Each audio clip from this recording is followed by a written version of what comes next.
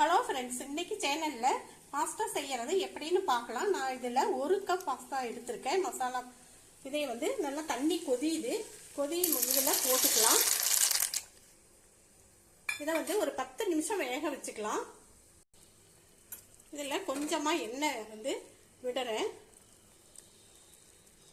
நல்லா உதிரி உதிரியா இருக்கும். அதுக்காக இந்த எண்ணெய் விட்டுக்கிறேன். இப்ப நல்லா கலந்து விட்டுறலாம். ஒரு 10 நிமிஷம் வேகிற வரை அடிக்கடி இப்படி கலந்து விட்டுருங்க. வெந்துருச்சு. இப்படி நசுக்கி பார்த்தாலே தெரியும் பாருங்க. ரொம்ப நேரம் வேக வச்சா உடைஞ்சிரும். இப்ப எடுத்து தண்ணியை இருத்துட்டு ஒரு தட்டில் எடுத்து வச்சுக்கலாம். ஒரு கடாயை எடுத்து அடுப்புல வச்சிருக்கேன். இதுல கொஞ்சமா எண்ணெய் விடுறேன். ஒரு 2 ஸ்பூன் இருக்கும். எண்ணெய் காயிட்டும். ஒரு வெங்காயம் பொடியா நறுக்கி கட் பண்ணி வச்சிருக்கேன். இதையே இந்த எண்ணெயில சேர்த்து வதக்கி விட்டுறலாம். வெங்காயம் வதங்கின உடனே இஞ்சி பூண்டு பேஸ்ட் கொஞ்சமா இதுல சேர்க்கிறேன். 2 பச்சை மிளகாயை சேர்த்து இதோட வதக்கிக்கிறேன். 2 பழுத்த தக்காளி நான் அரைச்சி எடுத்து வச்சிருக்கேன். அதையும் இதுல சேர்த்துறேன். நீங்க கட் பண்ணியும் சேர்த்துக்கலாம். இது கூட பொடியா நறுக்கின கேரட் சின்னதா ஒன்று கட் பண்ணி எடுத்து வச்சிருக்கேன்.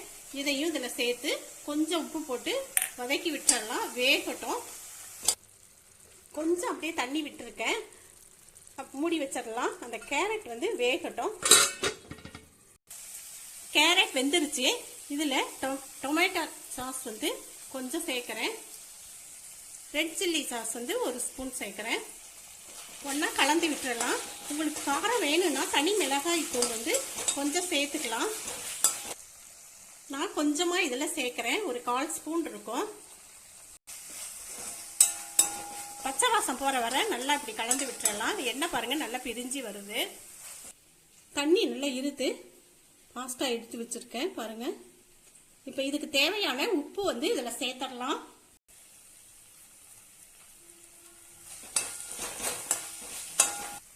எல்லாம் நல்லா வதக்கி விட்டாச்சு. இப்ப பாஸ்தாவை இதுல சேர்த்துடலாம். சேர்த்துட்டு ஒன்னா நல்லா கலந்து விட்டுறலாம்.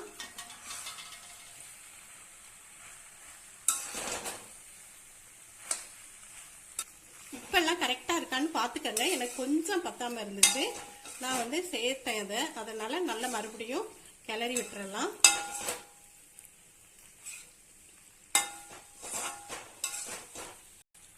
லாஸ்டா கொத்தமல்லி தழைய கட் பண்ணி தூவி எடுத்துடலாம்.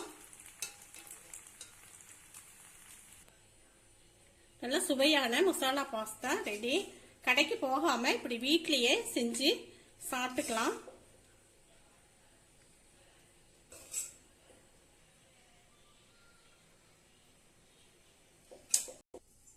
இந்த வீடியோ பிடிச்சிருச்சுன்னா லைக் பண்ணுங்க, ஷேர் பண்ணுங்க, கமெண்ட் பண்ணுங்க. செல்வி சமையல் சேனலுக்கு சப்ஸ்கிரைப் பண்ணுங்க. நன்றி, வணக்கம்.